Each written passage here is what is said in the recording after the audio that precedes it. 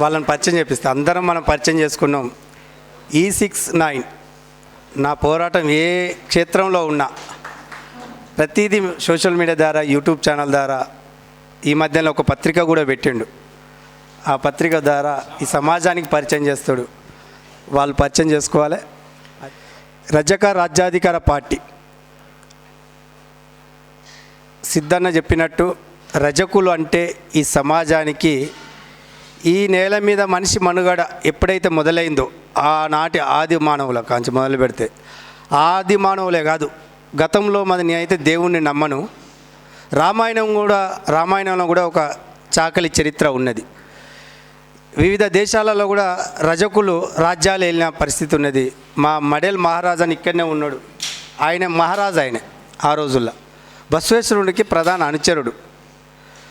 ఇలా ఏ దేవతల కోసం అయితే గ్రంథాలు మొక్కుతున్నారో ఆ గ్రంథాలను కాలిపోతుంటే తన ప్రాణాలను వదులుకొని ఆ గ్రంథాలను కాపాడిండు మడేల్ పురాణంలో.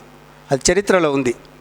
అట్లానే ఇలా మహనీయులు సంత్ గాడ్గే బాబా, ఇలా మన ఇంటికి ఉదయం లేవంగానే సూర్యుడు ఉదయించే ముందుకే, సూర్యుడు ఇంకా మన ఇంటికి తలుపు తట్టడు, కానీ చెత్త అనుకుంటా ఒక బండి వస్తుంది. తన జీవిత కాలం మొత్తం ఈ సమాజాన్ని శుద్ధి చేసేందుకు ఊరికి ఒక చీపిరి పట్టుకొని పోయి పల్లెకు, గుడిసెకు, వాడకు చెత్త కనబడతాడు అదంతా ఊడ్చి ఆ చెత్తను ఒక దిక్కు వేసి కాలబెట్టేది. ఆ ఊరోళ్ళందరూ పొద్దున లేవగానే పనుల్లో పోతారు కదా, బాయిల కాడికో వివిధ కుల వృత్తుల కాడికి పోతుంటే, అరే ఈయన మన ఊరైనా కాదు, ఏంది ఇక్కడ పని చేస్తాను అని అడిగితే, మీకు పూర్తి వివరాలు సాయంత్రం చెప్తా. ఆనాడు ఆ భాషలో రచ్చబండ అనేది, రచ్చబండ కాడికి రాండి సాయంత్రం, లేకపోతే కావిడి కాడికో ఇంకో ఏదో ఒక మర్రి చెట్టు కాడికో రమ్మని సాయంత్రం మీకు అందరికీ చెప్తా, మీరు ఈ లోపు పనుల్లో పోయి రాపోండి అని చెప్పేది. వాళ్ళు పనుల కాడ ఒక మాట నుంచి మాట తూట కంటే బలమైనది. అరే ఎవరో మన ఊరికి వచ్చిండు, మన వాడ ఊరుతాడు, మరి ఏందని ఏం చెప్తాడు అంటే ఒకళ్ళు అంతా ఊరంతా సాయంత్రం పూట 7 గంటలకు ఆ రచ్చబండ కాడికి, ఆ సావడి కాడికి వచ్చి కూర్చుంటే ఆయన ఒక పాట పాడేది. ఫస్ట్ పొద్దాక పని చేసి వచ్చినాం కదా మన వర్గాలు. ఏ వర్గాలు? ఇక్కడ కూర్చున్న ఈ నేల మూలవాసులే, బీసీలు, ఎస్సీలు, ఎస్టీలు. ఎందుకంటే ఈ మూలవాసులకు ఏం కావాలని ఆయన ఒక చిన్నగా ఒక పాట పాడి, పాట ద్వారా ఫస్ట్ ఆనందింపజేయడం. మనిషిని ఎక్కడెక్కడో ఆలోచనలు ఉంటాయి ఇక్కడ కూర్చున్న వాళ్ళకందరికీ, కానీ ఒక పాట పాడడం వల్ల తన ఆలోచన, తన మనసంతా ఈ వేదిక మీద పెట్టడం జరుగుతుంది. అలా ఒక గాడ్గే బాబా పాట పాడి ఈ సమాజానికి మనం ఒక ఉత్పత్తి కులాలము, కానీ మనకు ఉపాధి లేదు, అంటే విద్య లేదు, మనకు చదువుకోవాలి, మన పిల్లల్ని బడికి పంపాలి, తినే కంచాలు అప్పుడు మనకు భూములే లేవు. ఆ రోజుల్లో స్వతంత్ర పూర్వం నేను చెప్పే ముచ్చట ఇది. ఒక దిక్కు దేశ స్వతంత్ర పోరాటం జరుగుతుంది, గాడ్గే బాబా స్వతంత్రం కోసం ఏం అనలే. కానీ ఇక్కడున్న ప్రజలకు ఏమి కావాలి? తినే కంచాలు, అంటే తినే గిన్నెలు అమ్ముకొనైనా పిల్లలకు చదువు నేర్పని చెప్పిండు. తండ్రి తాగేస్తే తండ్రినైనా కొట్టుమని చెప్పిండు. ఎందుకంటే అప్పుడు పెద్దవాళ్ళు తాగేది కదా, ఇప్పుడు కూడా తాగుతారు, ఇప్పుడు పిల్లలే తాగుతారు. ఇట్లా గుడిలో ఉన్న దేవుడు కాదు, గుడి మెట్ల మీద ఉన్న బిచ్చగాని రూపంలో వాడికి మనం సాయం చేయాలి, అంటే మానవునికి సాయం చేయాలి, మానవ సేవయే సమాజ సేవ అని చెప్పిన గొప్ప మానవుడు సంత్ గాడ్గే బాబా. ఆయన తోటి స్నేహితుడు ఇలా మన సాయిబాబా, షిరిడి సాయిబాబా. ఆయన మనిషి మనుడే, ఈయనతో కలిసి చిన్నప్పుడు ఆడుకున్నాడు. ఆయన ఆధ్యాత్మిక దేవత వైపు పోయి దేవుడైండు. ఈయన సమాజమే దేవాలయం అని చెప్పి గొప్ప ఇలా స్వచ్ఛ భారత్ మనకు అందించిండు. రూపాయి లేదు ఆయన జేబుల. కుటుంబం దూరం చేసుకున్న ఈ సమాజానికి 156 సంస్థలను స్థాపించిండు. ఒక అనాథ శరణాలయం కాదు, 156 అనాథ శరణాలయాలు, గోరక్షశాలలు, అలాగే విద్యా పాఠశాలలు ఆయన స్వయంగా పెట్టిండు. ఎందుకు పెట్టిండంటే అక్కడ ఈ మీటింగులు పెట్టి, ధనవంతుడు నేను మీతో కలిసి పనిచేయలేను, కానీ మీ ఆలోచన బాగుంది, నేను ఏ రకంగా ఈ సమాజాన్ని సేవ చేయాలనుకుంటా, నన్ను ఏ రకంగా మీతో తీసుకుపోతున్నారు అంటే, మీరు ఏం చేయకండి, ఇక్కడనే 10 రూపాయలు వసూలు చేసి ఇక్కడ అనాథ శరణాలయం కట్టండి, ఇక్కడ విద్యాశాల కట్టండి, ఇక్కడ ఈ పేద వర్గాలను విద్య వైపు, దేవుడు కాదు ఈ సమాజం వైపు నడిపేయండి అని గొప్ప చరిత్ర సంత్ గాడ్గే బాబాది. బాబాసాహెబ్ అంబేద్కర్ మన భారత రాజ్యాంగ ప్రదాతే, నా గురువు అని ప్రకటించుకున్నాడు గాడ్గే బాబాను. అట్లా మా కులం ఆనాడు దేశంలో కానీ చరిత్రలో కానీ ఈ సమాజానికి అంటుముట్ట మహిళ బట్ట ఉతకడము ఇంటింటికి పోయి ఎందుకు చెప్తున్నా అంటే ఒక రజక బిడ్డ గురించి ఇక్కడ ఉన్న అన్ని కులాలన్నీ బీసీ కులాలు, ఎస్సీ కులాలు, ఎస్టీ కులాలు. కానీ ఏ వృత్తి తను పెట్టిన షాప్ కాడికే పోయి చేసుకుంటాం. ఉదాహరణకు మంగళ షాప్, ఆయన షాప్ పెడితే ఆడికే పోతాం. అప్పుడు చిన్నప్పుడు ఆయన ఒక చెట్టు కిందకి వచ్చి కూర్చుంటే అందరం ఆడికే పోయి చెట్టు మంగళ పని చేసుకుంటాం. ఒక టైలర్ షాపు కుడితే ఆడికే పోయి అంగి కుట్టించుకుంటాం.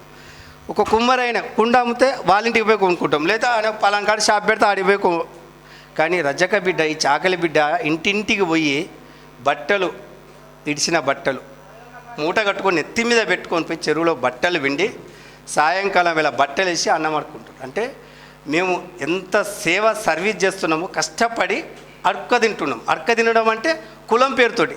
అవన్నీ సాకలో నచ్చినట్టునే ఆమె అన్నం ఎత్తది. ఎందుకంటే నేను చిన్నప్పుడే ఫైట్ చేసినది ఆ విషయంలో. సాకులో నాన్నవారా అన్నది, నువ్వేవులు నన్ను రారపురా అంటానేది, పటేలవా నీకు బట్టలు వేసిపోయినా కదా, నీకు తెలియదా నేను వచ్చింది ఇక్కడ నిలబడి నా కాలు కూస్తానే అన్న 4వ తరగతిలో. అరే బిడ్డ ఆగురా, నువ్వు సాకలోని అంటేనే నేను అన్నం ఎత్తా, నువ్వు వేయకుండా మంచిగా నీ ఇంటికి వస్తే మళ్ళీ మా ఇంటికి వచ్చింది ఆమె సాయంత్రం 7 గంటలకు. మా వాడకే ఉంటుంది రెడ్డోళ్ళు. వచ్చి ఇట్లా అన్నాడు, వెంకటవ్వ మీ మనోడు అంటే, అవ నా మనోడు అట్లా అన్నాడు, సాకలోడు అనొద్దు అంటాడు అని అప్పుడు చెప్పింది ముచ్చట. సాకలోడు అంటే మీకు బరకత ఉంటుంది, మాకు బరకత ఉంటుంది అని చెప్పింది. బరకత అంటే అభివృద్ధి. అంటే ఈ ఇంటికి ఆడబిడ్డ లాంటి వాళ్ళు బిడ్డ, మీరు పని చేసినా ఏం చేసినా సాకలోడు అని అన్నమడుకోవాలనేది. అంటే మా వృత్తిలో ఇంత నీతి ఉందంటే ఈ స్వధర్మం ఉంది కాబట్టి ఆ పుట్టిన కులం ఈ సమాజంలో చాలా అన్యాయాలు జరుగుతున్నాయి, చాలా అవమానాలు జరుగుతున్నాయి. ఇప్పటికీ పెళ్ళిళ్ళ కాడ, పేరంటాల కాడ అన్ని పనులు మేమే చేస్తాం. బంతిలో కూడా కూర్చోండారు. ఇప్పుడంటే బబ్ సిస్టాలు వచ్చినాయి, కానీ అప్పుడు వరుస కూర్చోబెట్టి. అంటే ఇంత కష్టపడ్డ ఈ కులానికి ఇంకా ఆత్మగౌరవం రాలేదు. ఆత్మగౌరవం రావాలంటే రాజ్యాధికారమే ఆత్మగౌరవం అని, ఆ పోరాటమే ఈ సమాజానికి మహిళా బట్టలు, మురికి బట్టలు ఉతకడం కాదు, బండ మీద బట్టలు ఉతికినట్టు సమాజంలో జరుగుతున్న అన్యాయాన్ని పోరాటం చేసి సాధించుకోవాలనే నేను ఒక చాకలి బిడ్డగా 2018లో ఎమ్మెల్యేగా పోటీ చేసిన. నేను నర్సంపేట అసెంబ్లీ టైగర్ మనకందరూ తెలుసు, ఓంకార్ మాజీ ఎమ్మెల్యే, వరుసగా 5 సార్లు ఎమ్మెల్యే. నేను ఆయన శిష్యుణ్ణి. ఆయన ఒకసారి మాట్లాడుతుంటే నేను కూడా 4వ తరగతిలో మా నాన్నమ్మతో ఆ మీటింగ్ పోయినా. మా నాన్నమ్మ దూపైతే బిడ్డ మంచిది లేపో అన్నది. అప్పుడు కుండలు పెట్టి చిన్న ప్లాస్టిక్ గ్లాసులు పెట్టి మంచిది తాగేది. ఇప్పుడు అంటున్నా అన్నీ వస్తాయి. ఆ నీళ్ళు మా అమ్మకు పట్టుకొస్తాంటే చాలామంది చేజాపి అడిగేది, మాకి అంటే నేను పంచడమే జరిగిపోయింది. ఆయన చూస్తున్నాడు, చిన్న పిల్లాడు ఇది అందరికి పంచుతాడని. అప్పుడు పిలిచి నన్ను అడిగి నేను చదువుతాను, నేను 4 చదువుతానని చెప్పిన. ఎవరితో వచ్చినట్టు మా నాన్నమ్మ వచ్చిందని చెప్పి. అంటే ఆ 4, 5వ తరగతిలోనే ఆయన మాట, ఆయన పోరాటము, మాదంతా కమ్యూనిస్ట్ ఏరియా, అదంతా చూసినా కాబట్టి పోరాటం అంటే ఇలా చేయాలి, మాట్లాడడం అంటే ఇలా మాట్లాడాలి. పోలీసులను మాట్లాడేది అనేక రకాల అంటే ఎందుకు మాట్లాడేదంటే శత్రువులు వాళ్ళంతా. దోపిడీ వ్యవస్థ గురించి అద్భుతంగా చెప్పిండు. మనం కూడా అదే అంశం తీసుకోవాలని అప్పుడే నేను అనుకున్నా. నేను చరిత్రలో ఇలాంటి ఉద్యమాలు చేయాలి, ఆ ఉద్యమమే మన జీవితం అనుకున్నాం. ఆ రకంగా 18లో ఎమ్మెల్యేగా స్వతంత్ర అభ్యర్థిగా పోటీ చేయడం, అక్కడ నా కులం ఓట్లెత్తే గెలవను నేను. ఈ సమాజం మొత్తం ఓట్లెత్తే గెలుతా. ఈ సమాజం అంటే ఏంటిది? కాంగ్రెస్ పార్టీ మనకు తెలుసు, బీజేపీ పార్టీ నాకు తెలుసు, అప్పుడున్న కమ్యూనిస్ట్ పార్టీలో కూడా అగ్రకుల ఆధిపత్య వర్గాల పెత్తనం ఇప్పుడు కూడా వాళ్ళదే. మొన్న ఈ బీసీ ఉద్యమం వల్ల ఈ మధ్యలో కార్యదర్శి ఎస్సీలకు ఎస్టీలకు ఇచ్చిలు. కానీ ఈ తెలంగాణలో పార్టీలు ఆధిపత్య వర్గాలు దోపిడీ వ్యవస్థలే. అందులో ఇప్పుడు అన్న చెప్పినట్టు ఒక ముసుకేసుకొని, కులం అనే ముసుకేసుకొని పార్టీలు పెట్టిళ్ళు. ఈ ప్రజల్ని మొత్తం సమీకరణ చేసుకొని ఈ ప్రజలతోటి తిరుక్కుంటూ అక్కడ రాజ్యంలో ఉన్నారు. కానీ ఒక్క కులం ఎత్తే గెలవం. ఈ సమాజానికి తెలంగాణ వచ్చింది, తెలంగాణ ఉద్యమం మన కళ్ళ ముందుంది, మనకందరికీ తెలుసు. ఇప్పుడు మరో ఉద్యమం చేయాలి, బీసీలకు రాజ్యాధికారం. అదే నిజమైన ఆత్మగౌరవం అని అలా ప్రచారం చేసుకుంటూ ఎమ్మెల్యే చేసిన. అప్పటి నుండి బీసీ రాజ్యాధికార సమితి అని ఒకటి ఆర్గనైజేషన్ చేసిన. దానికి కొంచెం జ్ఞానవంతుణ్ణి, ఇంత చదువుకున్నోడిని, ఆర్థికంగా ఉన్న వ్యక్తి మీకు అందరికీ తెలుసు, దాస్ సురేష్. ఆయన ఫౌండర్ అధ్యక్షుడు, నేను ఫౌండర్ కన్వీనర్ను. ఆ రకంగా ఉద్యమాలు చేసుకుంటూ బీసీలకు రాజ్యాధికారమే నిజమైన ఆత్మగౌరవ పోరాటం. అధికారం ఎక్కడో లేదు. చాలామంది అంటుంటారు, మనకెత్తారా మనం బీసీలో ఉసిరిగా మూటలు అది రకరకాలు. ఆ, ఇది కాదు, అవన్నీ వేరు. మనం మారాలి, నేను మారాలి. ఫస్ట్ నేను మారితేనే నా పక్కోడిని మారుతా, నా పక్కోడు మారితేనే ఇట్లా మాట మనిషి మారితేనే ఈ సమాజం మార్పత్తది. ఆ సమాజానికి ఈ నేల పుత్రులైన బీసీల ఉత్పత్తి కులాలకు రాజ్యం రావాలంటే అది ఆత్మగౌరవ పోరాటంగా తీసుకోవాలి. ఓటు అనే ఆయుధాన్ని మన ఓటు మనకేసుకొని మన రాజ్యం మనం ఏలుకున్నప్పుడే బాబాసాహెబ్ అంబేద్కర్ కలలు కన్నా ఏదైతే భారత రాజ్యాంగ రూపంగా మనకు ఓటు అనే ఆయుధాన్ని మనకి ఇచ్చిండో ఆ ఓటును మనం నిజాయితీగా మార్చుకున్నప్పుడే మనకు రాజ్యం వస్తుందని ఎన్నో వేదికల మీద అన్నతో పాటు పాదయాత్ర చేయడం జరిగినది, సైకిల్ యాత్ర చేయడం జరిగినది. ఈ తెలంగాణలో కాంగ్రెస్ పార్టీ అధికారంలో కామారెడ్డి బీసీ డిక్లరేషన్ కోసం 17 రోజులు ఆమరణ నిరాహార దీక్ష చేయడం జరిగింది. మన పోరాటాలు త్యాగాలు అవుతున్నాయి, మన పోరాటాలు ఆత్మ బలిదానాలు అవుతున్నాయి, మన పోరాటాలు అగ్రకుల ఆధిపత్య వర్గాల చేతిలో బందీ అవుతున్నాయా అని అనేక వేదికల మీద నేను బీసీలను ఎక్కువ కోప్పాడుతుంటా. ఎందుకు కోప్పాడుతుంటా అంటే మనకు అనుభవం ఒక మాట చెప్తా. నా కొడుకు ఏదైనా తప్పు చేస్తాడంటే మనకి తెలియదు ఆ తప్పని, మనకు తెలుస్తుంది. తండ్రిగా మన బాధ్యత అది, మనకు తెలుస్తుంది. వాడు తప్పు చేస్తాడు, వాడిని కొడతాం. ఎందుకు కొడతామంటే అది కాదరా ఇది కాదరా ఇట్లా పోవాలరా అని చెప్తాం. ఇప్పుడు ఈ తెలంగాణలో జరుగుతున్న పరిణామాలను చూసుకుంటే అప్పుడు ఉమ్మడి ఆంధ్రప్రదేశ్లో కానీ ఇప్పుడు తెలంగాణలో కానీ 60% ఉన్న బీసీలకు ఇంకా ఒక్క ముఖ్యమంత్రి కూడా లేడు అంటే మన బీసీ సమాజం సోయి తెచ్చుకోవాల్సిన బాధ్యత మనకే ఉంది. నీ పేర్లనైతే ఉచ్చరించను కానీ ఏదో నేను 40 ఏళ్ళ పోరాటం గడ్డపార పొడిచిన అంటారు, 2 సార్లు ఓసారి ఎమ్మెల్యే ఓసారి రాజ్యసభ అంటారు. నీ పోరాటం ఫోటో పెట్టుకొని నీ బొమ్మ పెట్టుకొని ఒక్క వార్డు మెంబర్ని గెలిపించే శక్తి లేదు నీకు, 40 ఏళ్ళ పోరాట యోధుడు అంటున్నావు అని ఇదే సోమాజిగూడ ప్రెస్ క్లబ్లో ఇదే ముఖం ముందు మాట్లాడినా. ఆ లైవ్ ఉన్నది కట్ చేసిళ్ళు. మరి నేను ఎవరి కోసం మాట్లాడుతున్నా? ఇక్కడున్న వర్గాల కోసమే కదా, బీసీ సమాజం కోసమే కదా. మనం రాత్రి పొద్దాక మీటింగులు పెట్టి రాత్రిపూట రాజకీయాలు చేసే అగ్రకుల వ్యవస్థలకు ఈ కొమ్ముగార్చే వ్యవస్థను మనం నిలదీయకుండా, అంటే మన బీసీని మనం అడగకుండా ఊక అగ్రకులం ఆధిపత్యం రెడ్డి వెలమ బాపం ఇవన్నీ మనకు అవసరం లేదు. ఈ టోటల్గా తెలంగాణలో భారతదేశంలో పార్టీలన్నీ దోపిడీ పార్టీలే. ఆ వ్యవస్థను మనం భూస్థాపితం చేయాలంటే మనం సోయి తెచ్చుకోవాలి. బీసీగా నేను బీసీ అని అనుకుంటే బీసీ ఓటు బీసీకి వేసుకోవాలి. ఇదే నినాదం. బీసీ అంటే 130 కులాలని అందరూ అంటారు. నేను ఢిల్లీ వేదికల మీద ఒక మాట చెప్పిన, బీసీ కులాలు అంటే ఒక కుటుంబం. ఎక్కడికైనా పోతే మనం ఏం చెప్పుకుంటాం? రజకాన్ అనం, బీసీ అంటాం. ఇంకెక్కడికైనా పోతే ఏమంటాం? ఢిల్లీ పోయినా బీసీ అంటాం. మన కులం సర్టిఫికేట్లో కూడా బీసీ ఉంటుంది. మరి ఈ కులాలను మనం చైతన్యం చేసుకొని రాజ్యాధికారమే ఆత్మగౌరవ పోరాటం. మారోజు వీరన్న ఇప్పుడు అన్న చెప్పిండు, మారోజు వీరన్న నేనైతే చూడలేదు అన్నను, కానీ నేను కొన్ని వేదికల మీద మాట్లాడుతుంటే నా కులాన్ని ఫస్ట్ రాజకీయం చేయాలని మాట్లాడుతుంటే కొందరు ఆయనతో పనిచేసిన వాళ్ళు అన్నారు, నువ్వు మారోజు వీరన్న శిష్యుని అన్నారు. శిష్యుని కాదు, నాకు కూడా అన్న తెలియదు అని చెప్పిన. సేమ్ మారోజు వీరన్న కుల సంఘాలు పెట్టిండు, రాజ్యాధికారం వైపు నడవని చెప్పిండు. అరే ఇంతో అంతో నాకు ఇంత నా మనసు ఇంత సంతోషపడ్డది. ఎందుకు సంతోషపడ్డదంటే నా గురువు లేడు, నేను ఏకలవ్యుడిని, నాకు ఒక కుల బలము లేదు, నేను చిన్న కులం. కాబట్టి మారోజు వీరన్న పేరు చెప్తారు వీళ్ళు అని ఆయన ఏందని ఆయన ఊరికి కూడా పోయినా, ఆ చరిత్ర తీసుకున్నా, ఆయన పుస్తకాలు చదివిన. అప్పుడు అనిపించింది ఇక నేనే పోరాటం చేయాలి, బీసీలకు ఆత్మగౌరవం రాజ్యాధికారం. దానికోసం ఆమరణీరా, సైకిల్ యాత్ర, పాదయాత్ర, అనేక పోరాటాలు. ఎందుకు ఇవన్నీ చేస్తున్నామంటే అధికారం ఎంత దూరం ఉన్నదంటే అడుగు దూరంలో ఉంది. తెరచాటు పోయి మన ఓటు మనం వేసుకునేందుకు మనం ఇప్పుడు ఏదైతే బీసీ రాజ్యాధికారం మన కలలు అంటున్నాం, ఇది కాదు, ఇది కలలు కాదు, కలిసి నడుద్దాం, కలిసి పోరాటం చేద్దాం. ఒక రజక బిడ్డగా రాజ్యాధికార పార్టీ నా కులాన్ని రాజకీయ చైతన్యం చేసుకుంటా. నా ఫేస్బుక్లో యూట్యూబ్లో చూడండి, చాపర్తి కుమార్ గాడ్గే. నా ఫేస్బుక్లో అన్నీ నా కులాన్ని రాజకీయ చైతన్యమే చేయమంట. ఎందుకు చేయమంట అంటే సమాజానికి అంటుముట్టు బయల బట్టలు ఉతికిన కులము ఒక్క మాట చెప్తే వారు వన్ సైడ్ అవుతుంది. నేను చిన్నప్పుడు కమ్యూనిస్ట్ పార్టీ అని చెప్పినా కదా, సాకలు అయినా 10 ఇంట్లోకి పోతాడు పొద్దున్నే లేవంగానే, ఇంటి ఆడబిడ్డ లెక్క అంటారు. ఈ ఇంటి అంటది, ఈ పటేలావి అడుగుతుంది, ఏనర్థ రాజకీయం అటు వాడకంటే. ఎందుకంటే మనం అటు వాడకపోతే ఇటు వాడకపోతే అన్ని వాడాలకు తిరుగుతా కదా, ఏనర్థ అని అడుగుతుంది. నేను ఏది చెప్తే ఆమె అదే ఓటెత్తి. ఇదే ఈ బట్టకు పట్టిన మహిళ ఊరుకుడే కాదు, ఈ సమాజంలో ఆధిపత్య దోపిడీ వర్గాల అగ్రకుల పార్టీలు బొందబెట్టాలంటే ఒక చాకలి బిడ్డనే పోరాటం చేయాలి. ఆ పోరాటమే రాజ్యాధికారం అంటూ మన కోసం కాదు, మన పిల్లల రేపు తరాల కోసం. ఇప్పుడు జరిగిన పోరాటాలన్నీ మనకు తెలుసు. స్వతంత్ర పోరాటం చేసినాం, మనకు రాలే స్వతంత్రం. మనకు స్వేచ్ఛ వచ్చింది కానీ హక్కులు రాలే. తెలంగాణ స్వరాష్ట్ర పోరాటం చేసినాం.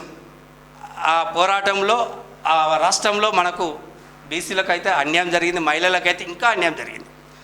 ఇక మన కోసం మనం పోరాటం చేయాలి. ఇప్పుడు మన పోరాటాలన్నీ మన పెద్దవాళ్ళు, మన తాతలు ముత్తాతలు దోపిడీ వ్యవస్థ పార్టీ అగ్రకుల పార్టీలకు చేసినాయి. ఈ పోరాటము మన కోసం మనం చేసుకుందాం. నా కులం కోసం నేను చేస్తాను. నా కులం 100 కులాలకు సంబంధాలు ఉంటాయి. ఈ భూమి మీద ఉన్న ప్రతి మనిషికి నా కులం సంబంధం ఉంటుంది. ఒక రజక బిడ్డగా అన్ని కులాలను చైతన్యం చేయడమే నా జీవిత లక్ష్యం. నా పేరులో కూడా ఉంటుంది, నేను నా జీవితం రాజ్యాధికారం అని. నన్ను చాలామంది హేళన చేసిళ్ళు, అనేక రకాల అవమానపరిచిళ్ళు. అయినా నేను ఎక్కడ బాధపడలేదు. ఎందుకు బాధపడలేదంటే వాడికి మహనీయుల చరిత్ర తెలియదు, ఈ సమాజం యొక్క ఏం కోల్పోతున్నాం అనేది తెలియదు. ఆ అమాయకుడిని మార్చేదందుకే కదా మనం మాట్లాడేది. అందుకే ఏం చేసినా మన ఉద్యమాలు మన రాజ్యాధికార దిశగా మన కోసం పోరాటం, రాజ్యాధికార దిశగా పోరాటం చేసుకుంటూ, మరి అలాగే ఇక్కడ ఉన్న రాజ్యాధికార పార్టీ పెద్దలకు వచ్చి ఒక్కలో 2 మిసైళ్ళు. మరి వేదికకు చేసిన పెద్దలకందరికీ మరొకసారి ఉద్యమ వందన తెలియజేస్తూ, మరి సిద్ధాన్న అంటే ఒక 3 తరాల యోధుడు అని చెప్పుకుంటా నేనైతే. అటు నక్సల్బరి ఉద్యమం చేసిండు, కుల సంఘాల మారోజీరాణతో పనిచేసిండు, ఇవాళ ఆమరణ నిరాహార దీక్షలు చేసిండు. ఒక 60 ఏళ్ళకు ఉన్న అందరి కోసం అందరి వాడిగా ఏదో తన జీవితం ఇంట్లో గెలిచి రచ్చ గెలిచి అని ఇంతకుముందు ఒక చర్చ జరిగింది. ఈ సమాజానికి స్వచ్ఛతమైన ఉద్యమాలు చేసిన వాళ్ళు ఇంట్లో ఓడిపోతారు, ఇది చరిత్రలో ఉంది. మహాత్మా జ్యోతిరావు పూలే తండ్రి ఎలాగొట్టిండు బయటికి. సంత్ గాడ్గే బాబా కుటుంబంకి దూరమైండు.